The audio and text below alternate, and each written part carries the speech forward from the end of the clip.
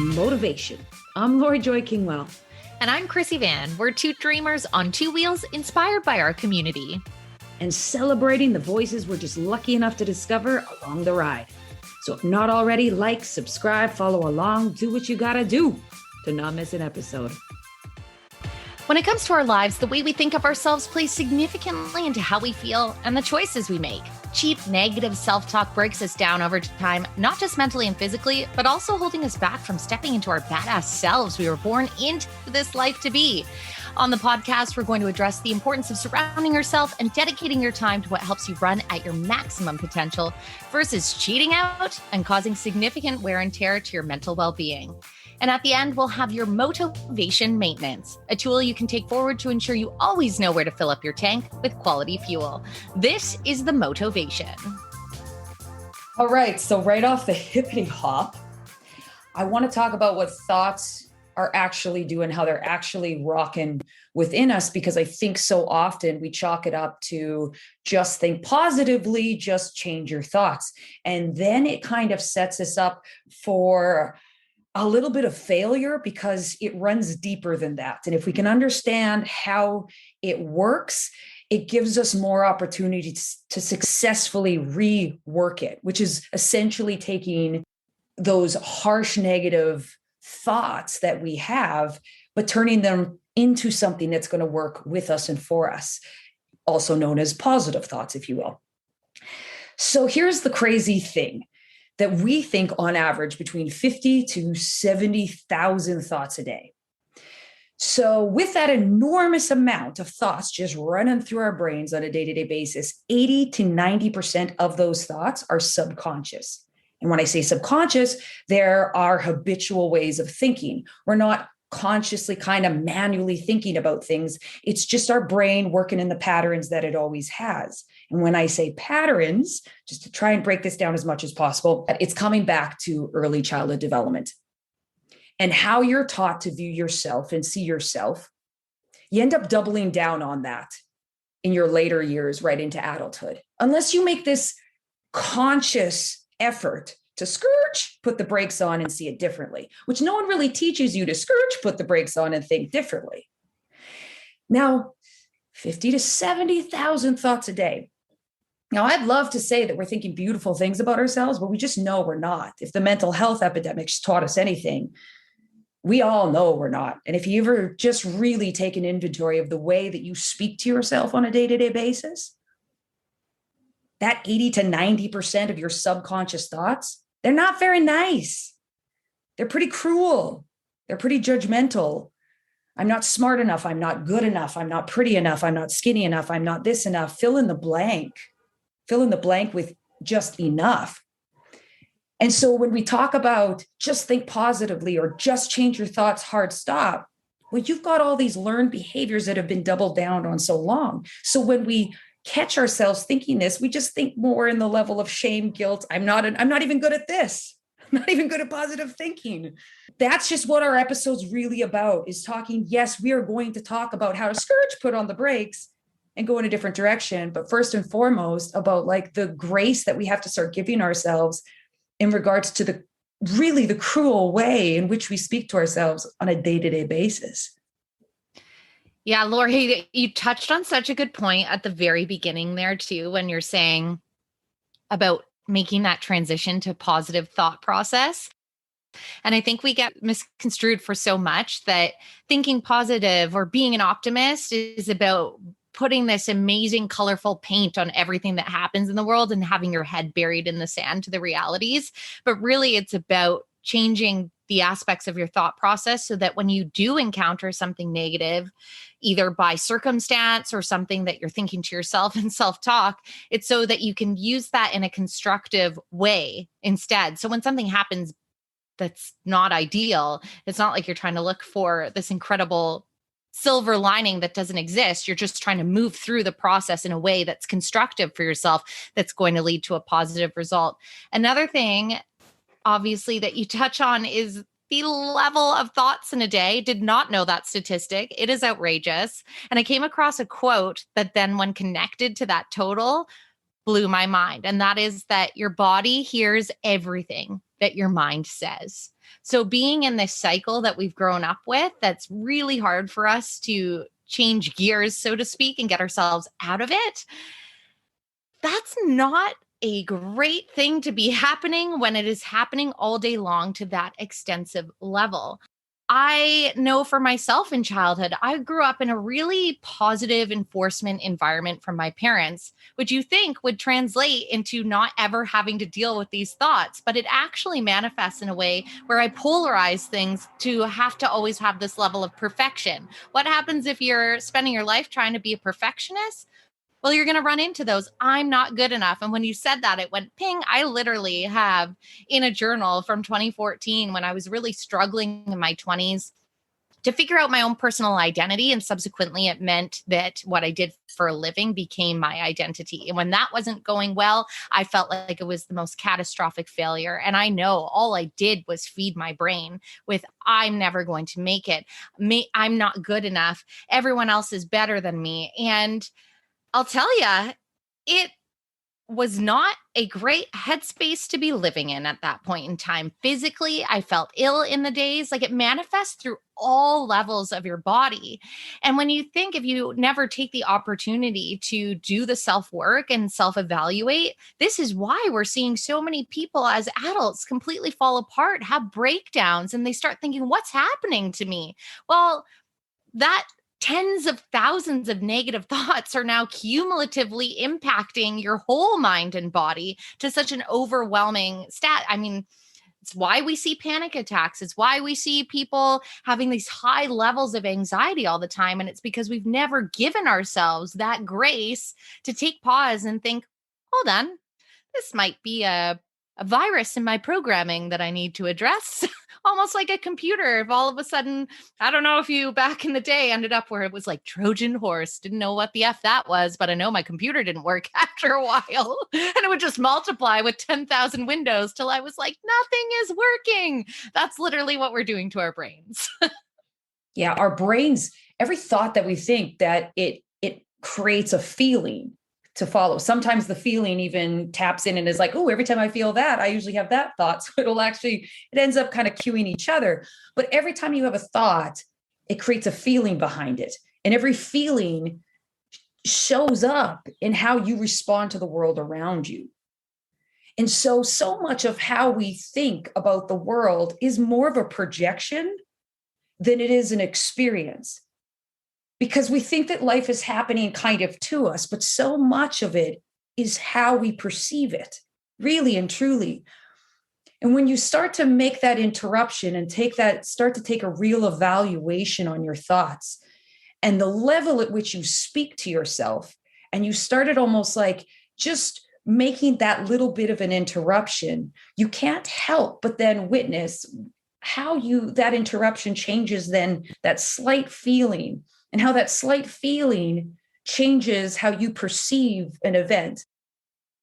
Now, on a personal note, I'll share being aware of how I speak to myself, because I can be very, very cruel to myself. For so much of my life, I didn't really quite understand the level of cruelty, because I also really loved myself. And I was also very much a person that promoted self-love. And I really meant it. But I also didn't actually realize, and I still don't know if I realized the depth at which the judgment I still have for myself. I still have it very much so. But I'm always trying to make these interruptions. Now, an experience I just had the other morning, as I got out of the shower and I caught a glimpse of myself in the mirror. And I don't know what body part, I can't remember exactly, but I caught a body part that had cellulite, and I thought, oh, disgusting. And I have thought, oh, disgusting, looking at my body over 1 trillion times since I was probably 4 years old, to be quite honest, to some degree or another, the way just society is told that we're supposed to view our bodies. And I caught it and thought, you just said, oh, disgusting to your body. This incredible thing that allows you to move through this life, this magical body that you have at your use, that is healthy, that is able, you just said, oh, disgusting to it. Even though I've said it 1 trillion times, I caught it. because of changing this awareness and getting closer and closer to how I think and the way I speak to myself. So I stopped immediately and was like, you apologize. And I genuinely had myself stand there, because it wasn't just, oh, I shouldn't do that, ooh, or feel guilt and shame around the fact that I did. Then I made myself like adore my able body, and not in a vanity way. In a way, I made myself look at the cellulite and just say, okay, like this is no representation of who you are. This isn't the point of a body, is so that other people accept it, or I accepted it in a vanity sense. But that's been so much of my programming and so much of my habitual thinking and speaking to, is I am at a constant dismantling over the viciousness in which now I think differently, therefore I felt differently. Therefore, when I walk out, I'm not worried necessarily in the same way I used to be in the past about how clothes looked on me, whether or not they were appealing to the opposite sex and all that bullshit, sort of thing. But it changes your entire experiences when you stop to really be conscious, use that other 20%, and maybe even bump that 20% up to 30% if possible, that you are using your thoughts consciously, or mapping, remapping, rewiring, so that when my subconscious does come in, I don't look in the mirror and say, oh, disgusting. I look in the mirror and say, I'm so thankful. I'm so thankful. And then I just continue on my way. Kind of what you're saying is challenging your own mind and challenging your own beliefs, which is challenge in itself when they are so ingrained. For myself, thinking of one example, when it would come, I'm an extremely social person and an extrovert, but how many of us go to an event and have in their head, what are they going to think of me? I still remember when I was going to my first group ride. I was new. I'd only been riding a couple of months. I was terrified, thinking I still have to count what gear I'm in when I'm riding around just so that I can keep track. And I almost, in that instance, going out to my first group event, let my own thoughts stop me from even attending that. What will they think? Will they be judging how I'm doing this and doing that? And at the end of the day, even if they were, really shouldn't care and not my problem. But my brain started to go on this hamster wheel of all these what ifs and possibilities that did not come to fruition. I mean, we know our community is so welcoming, and they literally cocooned me as the newbie to be like, we've got you, we're here.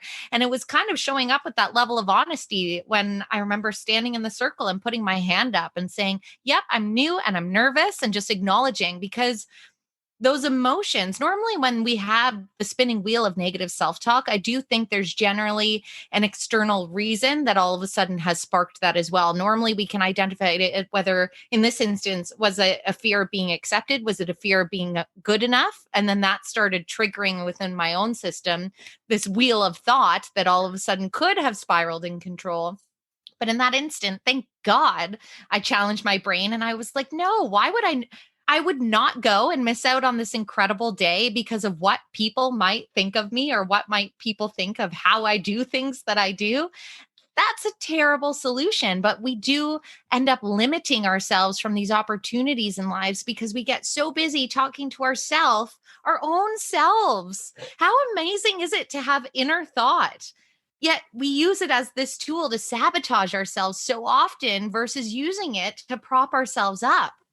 And as you say, Lori, and I find it so fascinating because obviously you have such extensive experience in child psychology that it's not necessarily our fault we're programmed this way. It's been this way because it's how we learned to be this way. But what we kind of are here to say is that that path doesn't have to continue. There are ways to nurture our own minds and our own brains to have a more positive well-being. And you're probably a pretty fantastic person. Why wouldn't you want to hang out with yourself up there in good vibes only land? It makes all the difference once you make that switch. You walking out of that bathroom, Lori, you probably felt so much better. Whereas if you had not caught that, the minute you would have walked out, I bet you it would have bled into your whole day. The minute you're even standing around a person, or what am I wearing? How's it touching my body, et cetera, et cetera. And I mean, we've all been guilty of that 1000%, but it never feels good to be that self-conscious when we're creating it in our own heads. So our early stages of life were surrounded by shame and guilt, because that's how you taught children boundaries. That used to be the previous thinking. And still to this day, it still continues, because so much of what we still do to this day is to change ways about ourselves. We think, if I'm just hard enough on myself, or even we don't even think that, but that's the pattern. We end up trying to shame ourselves into a better way, guilt ourselves into a better way, because that's how, unfortunately, we were guided when we were younger, but that's how those adults were guided. And that's how those adults were guided. And every generation we do a little bit better.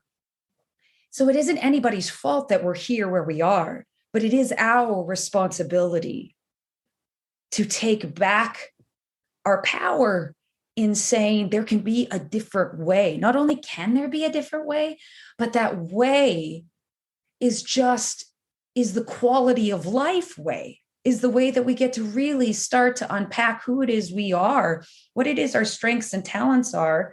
Not, you need to be more like this. I'm such a shitty person because I'm like this and not like this.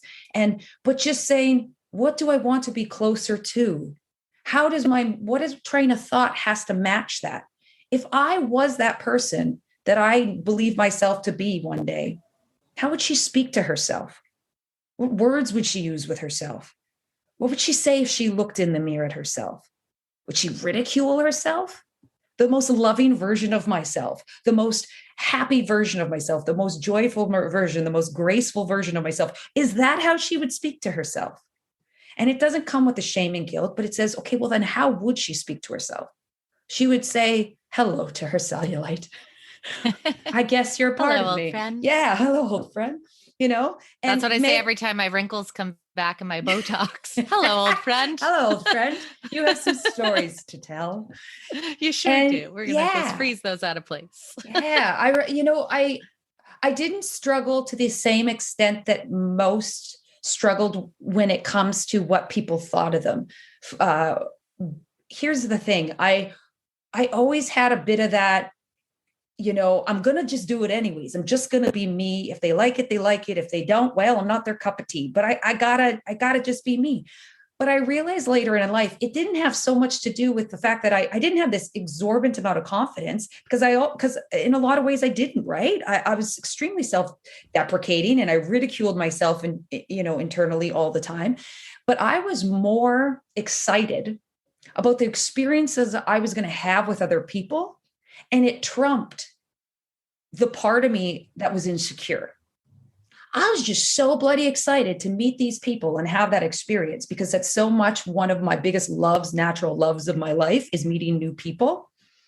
And that always trumped the feeling of insecurities. And I felt really fortunate about that. But when I left my hometown, small town Saskatchewan, for the first time, and I moved to the city, which was Calgary at the time, I felt like this little country bumpkin, if you will.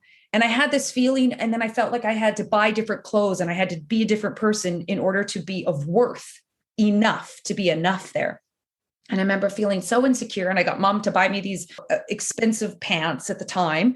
And, I had 3 outfits that I would wear, because I couldn't wear my clothes from my hometown anymore. I was living, and all of a sudden I cared about what everyone thought. And it was such a new experience for me to that degree. And I thought, this is fucking hell. This is like being in my own little prison. And I thought, I'm not doing this. I'm not doing this. And it was like, well, then what do you need to do? And I knew I had to take some sort of action to show myself that it was so much bigger in my mind than in the reality I was creating. Right. So I made myself put on no makeup, go unshowered, put on these husky sweatpants, which was the university in Saskatoon, Saskatchewan, and a plain t-shirt. And I had to walk the expensive mall in Calgary, and I had to go into all the trendy stores, and I had to walk around, and I felt so embarrassed for the first half an hour, I'd say. And I just made myself look everybody in the eye and remind myself that this made me no less than anybody else. And by the time I left the mall, I felt like $1 million, because it reminded me how much that it was all in my head, and that my worth had nothing to do with the clothes I was wearing. It had nothing to do with people's opinions of me. And it was just that all in my head. And yes, you have moments of embarrassment, but they pass. And it wasn't enough to keep me in this prison that I was putting myself in of what people thought of me. And I remember even pep talking myself before I got out of my car to go into this place because I was like, I don't want to do this. I already feel embarrassment. I haven't even walked through the doors. But when I walked out, I was like, I knew that what I had just done meant something. And it really was, because those are those moments that map in your brain and that stick, because I had a thought and I had a feeling that was big enough and an experience that trumped the groundwork that had been laid of me going, I'm not good enough. Mom has to buy me these expensive pants to help me out, and blah, blah, blah, blah, blah. And so that carried through to the next experience that I wanted to double down on, not the insecurity. Well, and it's that acknowledgement of the mental prison that you had put yourself in at that point. Because if we don't take that time to check ourselves and think, where is this coming from? And how did I get here? And how is this the relationship that I am keeping with myself? We're never going to be able to challenge ourselves or practice the mind in a new direction. As much as you become a prisoner of your own thoughts that have put you into the I can't, or they're going to think this, and it really is the most judgmental, awful version of yourself that tends to hang out in there. It's opening people's minds to understand that if you change that script, what a playground to live in when all of a sudden the teammate that you have in your head and that inner thought is someone that is going to work for you. How freeing when you walk out those doors on the other side and you're like, I'm still Lori. I'm still the same person. My inner thought and connection is still the same, but we're working on a different tandem together. And I bet you the minute you walked out of those doors, how empowered did you feel? How empowered did you feel? And now this is a lesson that you've taken with you your entire life, but it took one little step there. And then even when you had that moment in the bathroom mirror, as you say, just recently, I'm sure you take yourselves back there and think, I have practiced this before. Come on, Lori, let's be my teammate again and move through this. It's a partnership. I think inner thought is so crazy though. And scientifically, I wish that I had Googled it, but there's some people that don't hear their actual thoughts in their head, like an inner voice, and that blows my mind. That's a whole different subject, but right. And it's going to get more uncomfortable before it becomes comfortable. I just want to be really upfront with that component, because I wish somebody would have told me that at the beginning, because it was almost like I felt like I was constantly doing it wrong. And still, sometimes I still have to remind myself, because it's like, well, why isn't it working yet? Why haven't I fixed, if you will, all these thoughts? Or because I still have prevailing thoughts that I didn't have a natural comfortability with, that I was stupid, that I wasn't an intellect in any capacity. I had street smarts, and I had, I could understand humans more than the average Joe for sure.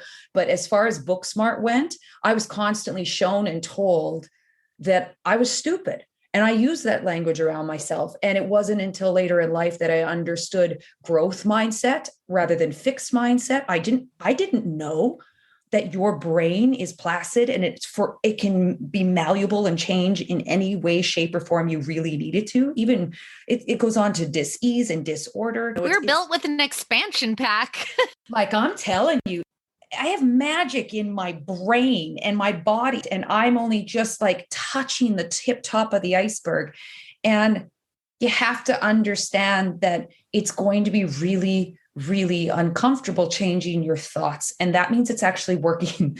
The more uncomfortable you are, and I don't mean in a suffering sense, that's feeling guilt about the fact that you are uncomfortable. Uncomfortable in the way of you want to stop. Uncomfortable, you want to throw in the towel. Uncomfortable, you just wish it was easier. Uncomfortable that it feels like this can't be it because this is too uncomfortable to be feeling better.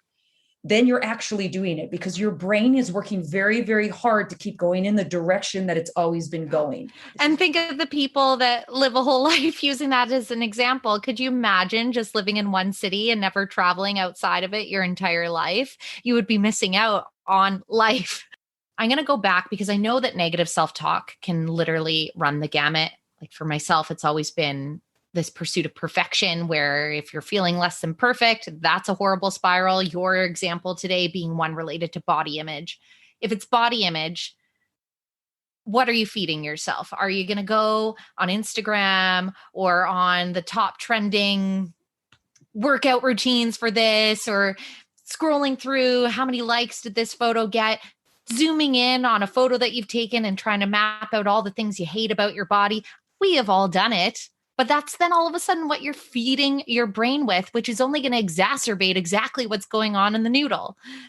And then same thing, a pursuit of perfection. Am I going to start reading and comparing myself to all these other people that maybe have gone a similar path, but leveled up times 1,000 over me? No, I can look, what I should be doing is looking in admiration. And if it's something I'd like to achieve, well, what kind of things can I introduce and habits in my life that are going to help me achieve that? But instead, if you're not subscribing to that level of awareness to catch yourself, you're going to consume that and it's going to double down on those thoughts. I already was thinking I'm not good enough. Well, now I'm so behind in this horrible person because I'm not even close to where I'm supposed to be and I'm never going to get there. And before you know it, it's 3 a.m. and you've been staring at the ceiling for 3 hours thinking, what's the fucking point? And it's all because you're feeding your brain with more information that basically is agreeable to it. If it's a path that you've already been going over and over, it almost validates that super highway being like, yep, picked a good route again because you haven't told it. Maybe we should try another direction. And that's something that, and is why I said the awareness is the number one key, because all of a sudden you can start looking at different elements in your life that you're perhaps introducing that really aren't serving you and really aren't serving that voice in your head to be a teammate versus working against you and creating this whole cyclical notion of self-talk that is negative and not going to have you pursuing anything in your life that's going to leave you feeling fulfilled and with that zest that we all should have in our grasp. Yeah. When you're feeding it, one of the best things you can do for yourself too is like be proactive. Rather than, like, that's great that I caught it, I caught it in that moment. But I give so much credit to the reason I'm starting to catch them more often is being proactive in my mornings about setting up my intention to have grace for myself, to have compassion and empathy, and to love myself, even through the most shameful moments that when those moments spike or the most judgmental. And I give the credit to feeding myself that in the morning, to why I'm catching it so much more often. Because it's kind of like having a bit of a bodyguard out there that I set up in my brain that's like, what you say to her? Yes. I'm sorry, what you just say to her? It's got the little arrows to be like, sorry, this road is closed. You got to go that way. No. We are having a conversation. But then it's not even like, and not to get where I say, pulling it back and not getting angry at that self that learned that that's how I saw my body.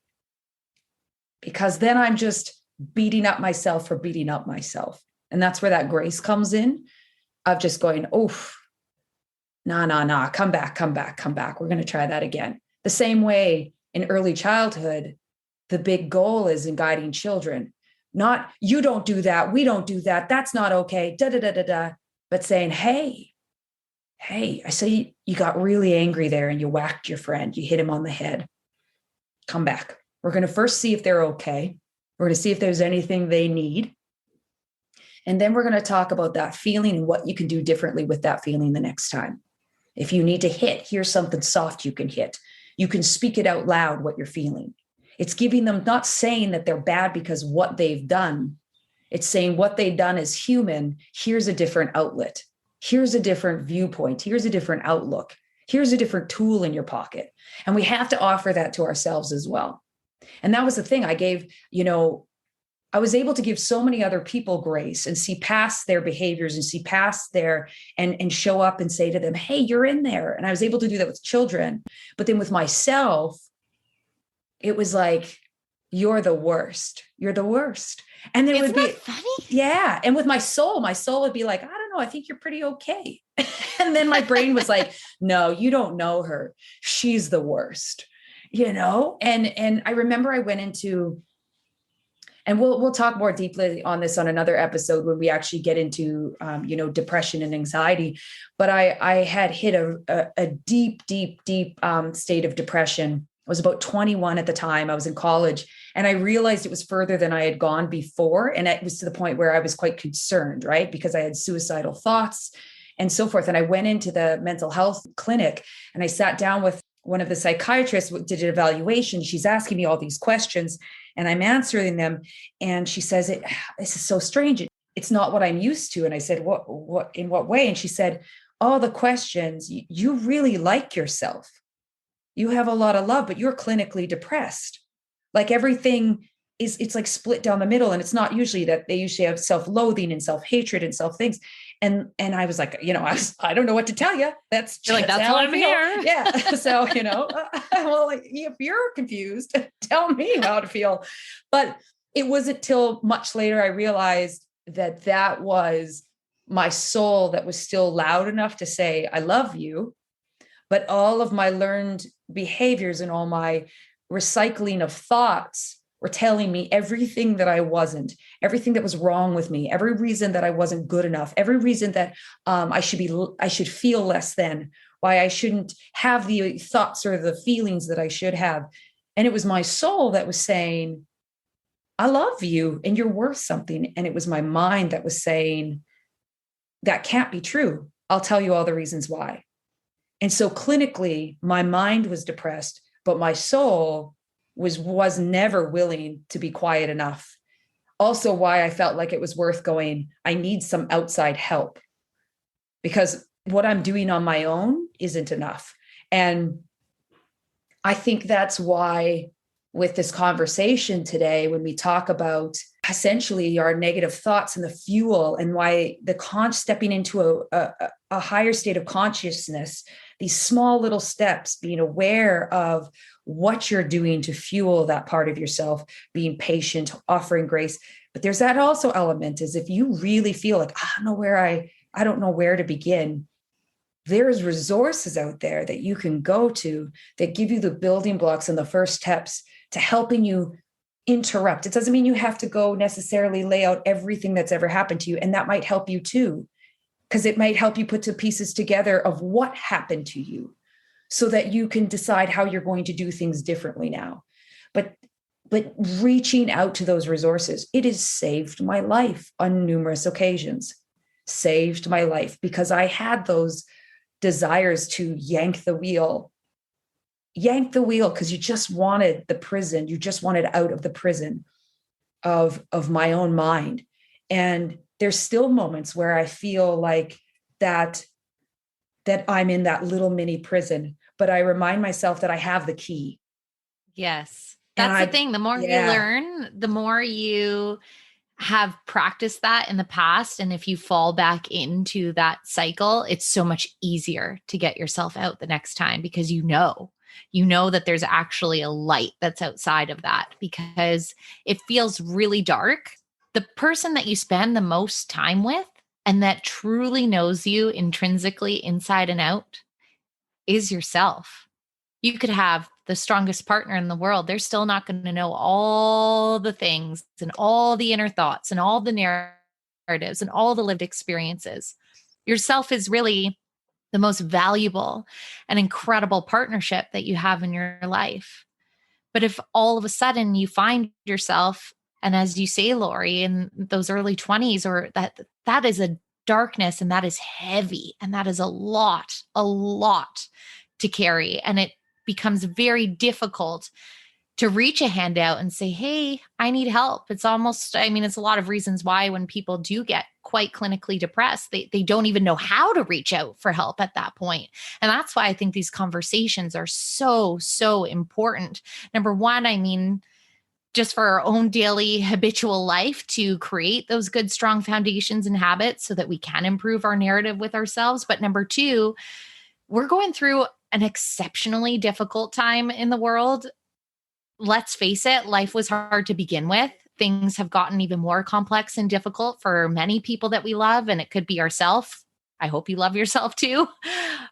So having this conversation and having these conversations with the people we love and with these circles and knowing there is never any shame in saying this is actually too much and I need more help than what I can do for myself right now. There is a path, but it's tough. It's hard. always the self-work is hard. It's almost getting reacquainted with that voice in your head saying, hey, it's really nice to see you again. Because holy shit, really didn't like that other side of you. Yeah, as much as the work, and it's a continuous thing and it's lifelong, but as much as how difficult it is when you get those cracks of light, it can feel like the weight of the world just gets slightly lifted off your shoulders. And the more and more you change that language and you change the dialogue that you have, the more that crack becomes wider and wider and wider, and more light comes in, and it becomes easier to change another dialogue and another dialogue and another dialogue. We could go back to the episode on momentum. It really is like that. So even though the work doesn't end, it really doesn't end, not while you're a human, not while you're alive.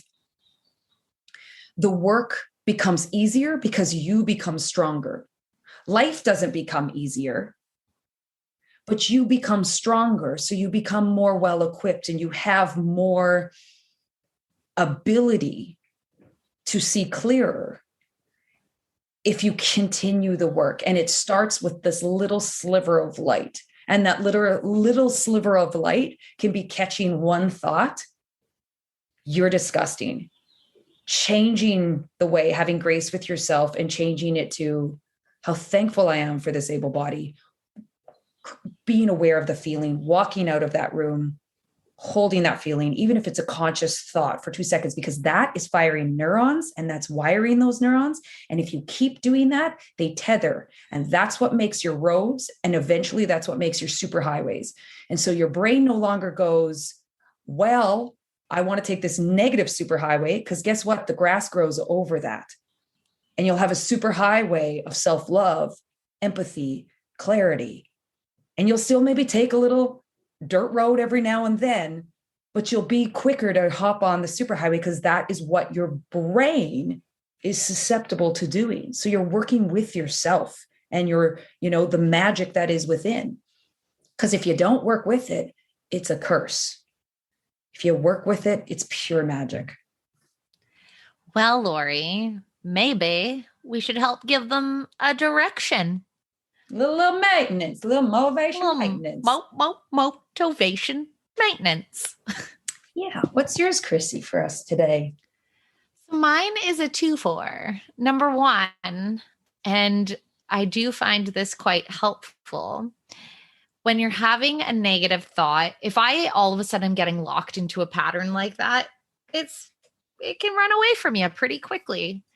So this may sound a little silly, but almost talking about the thought with a name. Name the negative Nancy in your brain. So it's like, you know what? No, I'm not good enough. Bart up there seems to have an opinion, thinking I'm not good enough. But fuck Bart. I know that he's full of shit. Bart has showed up from time to time, and nothing he has said has proven to be true.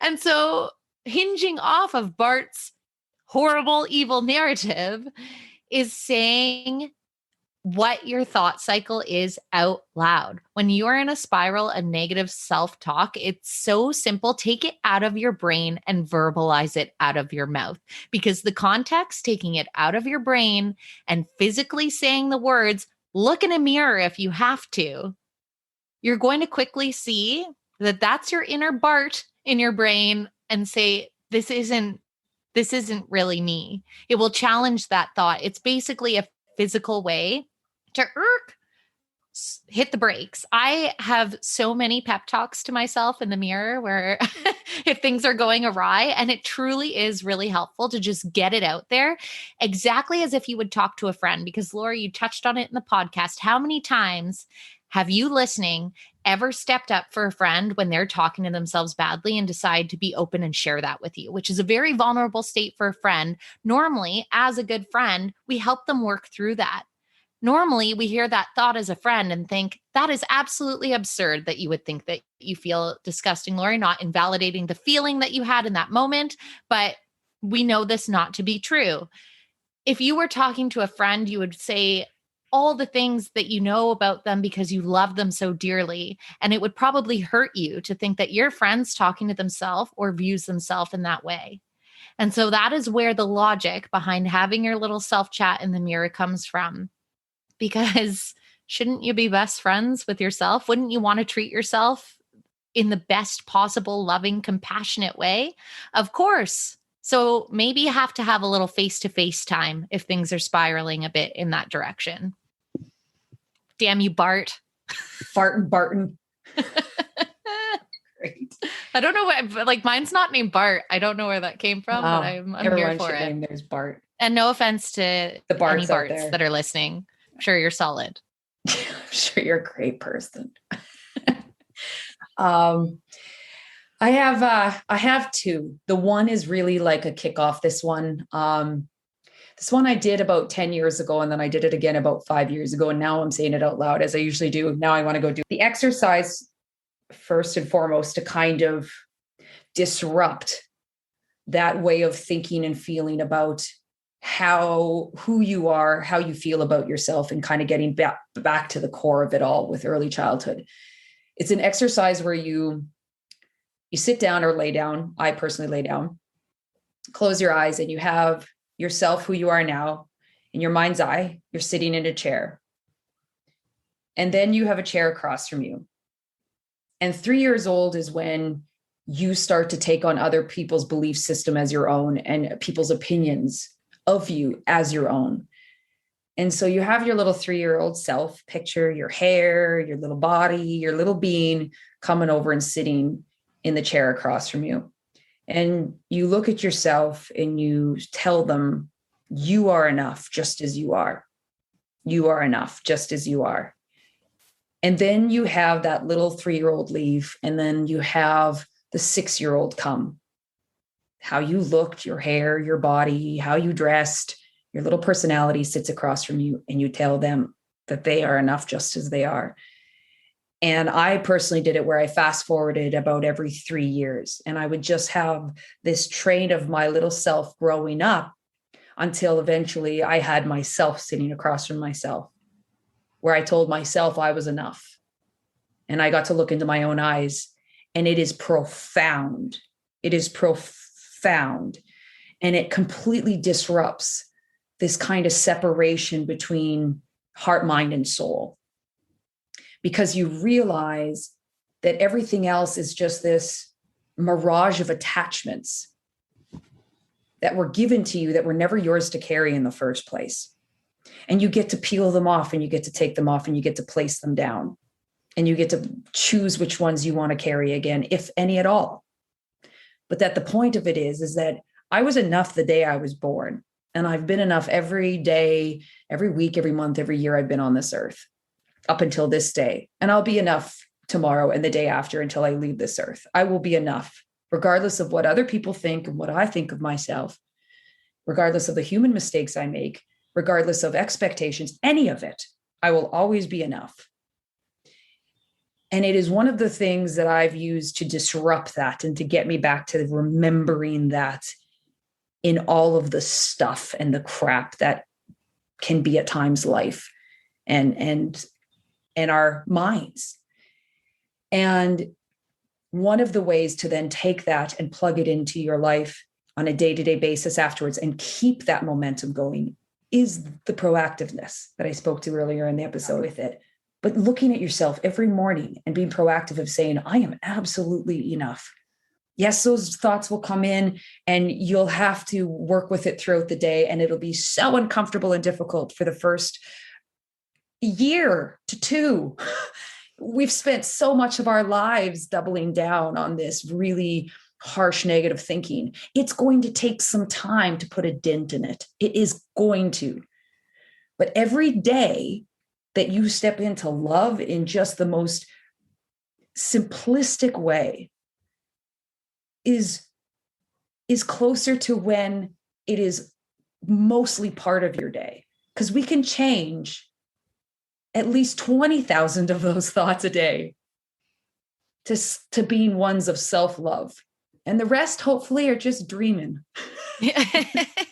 and imagining or being curious or being exploratory or just being empathetic to other people or above. And let's just leave 10 to 5% to tell us we're morons.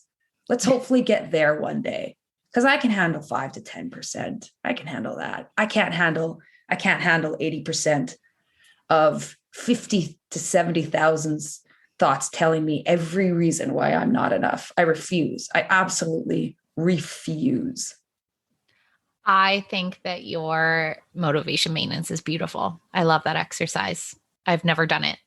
I will report back, but I could see there being a lot of power in that. As you were talking me through it, I was starting to think of myself at those ages. So I cannot wait to try that one. Super cool. But speaking of this podcast, I know that we do a quote every episode. What is your quote, Lori? My quote's from Mahatma Gandhi.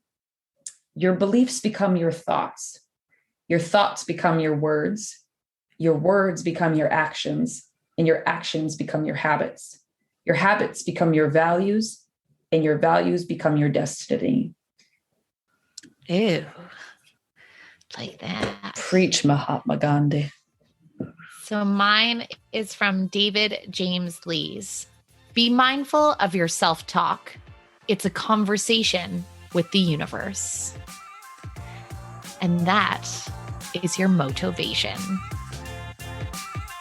You've just listened to the Motivation Podcast with your host, Chrissy Van, and me, Lori Joy Kingwell.